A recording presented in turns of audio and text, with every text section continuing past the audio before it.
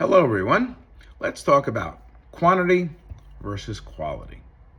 One of the knocks in the Kempo system is that there's too many techniques and not enough time spent on fighting or realistic applications. This may be true.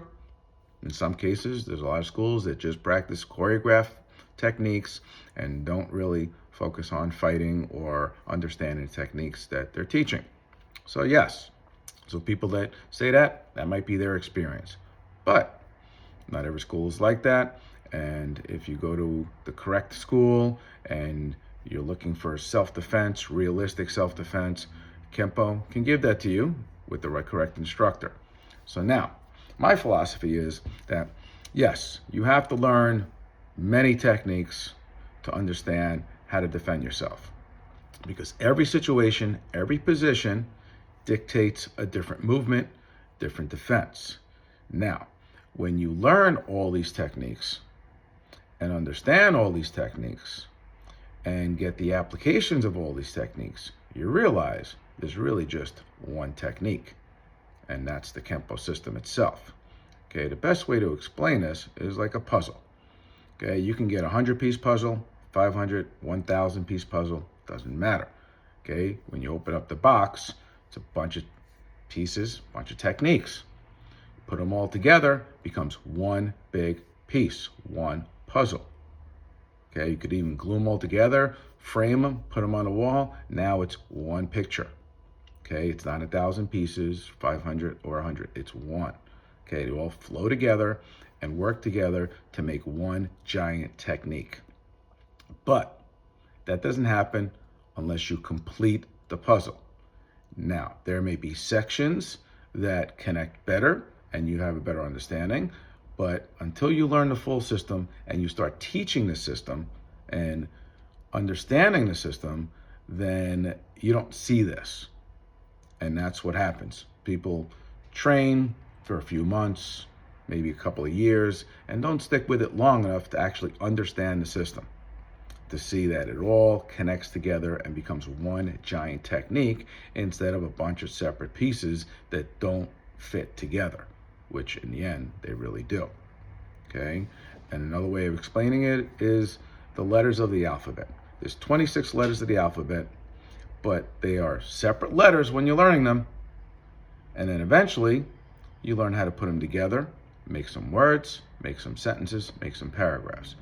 And when you first start learning the letter A, you just trace it and you repeat it over and over again. You do that for each letter until you put them into 3-letter words, 4-letter words, make some sentences and move on. Okay, but right now I'm speaking using the same 26 letters I learned from day one. Okay, and I'm not thinking about anything I'm saying. Okay, I'm just saying the words. Okay, I'm not saying in my head, should I say this word next or that word next? There's no thought process before the word. Okay, it happens instantly. Okay, so yes, my brain might be thinking about the next word, but it's saying it at the same time.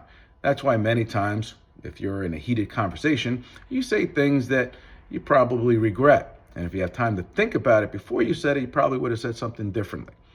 But at that moment, you just say things, which means you made a mistake. Well, a fight is the same way. That's why you have trained fighters that will fight, and you see them make a mistake that they were not trained to do. They were trained to do something different. But in the heat of the moment, at that speed, they will make mistakes.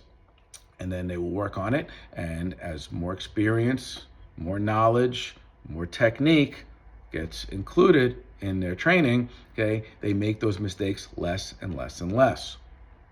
And that's why the techniques are important. You practice technique to be able to apply them in a realistic situation. If you're just practicing techniques, a choreographed set of movements, without applying it, then you are wasting your time, okay? Or your instructor is wasting your time.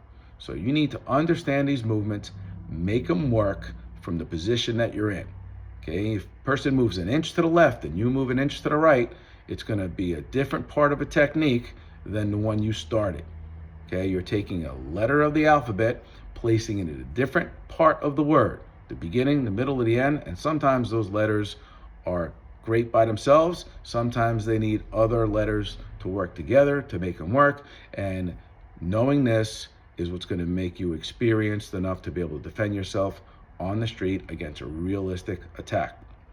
And that's why practicing your techniques choreographed and then applying them unchoreographed is what's going to make you understand and be a better fighter or defender.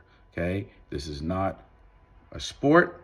Okay, it's self-defense. If you want to put it in the sport, you practice techniques a little differently. If you want to put them on the street, you practice them for that. Okay, there's enough technique in the Kempo system, because there are a lot of techniques, to be able to incorporate the sport, incorporate the self-defense, the traditional katas are all in the system. So that's why I believe Kempo is one of the best systems out there. I believe it is the best system, but I can't, knock other systems that work well also, because I've trained in many of them as well. Okay, but I believe Kempo is the number one system because it incorporates all different styles.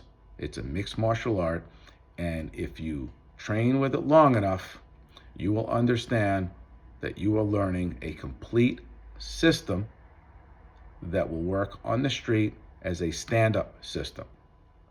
Okay, as a stand-up system. Okay, I'm going to leave it at that. Thank you very much. We'll see you soon for the next chat.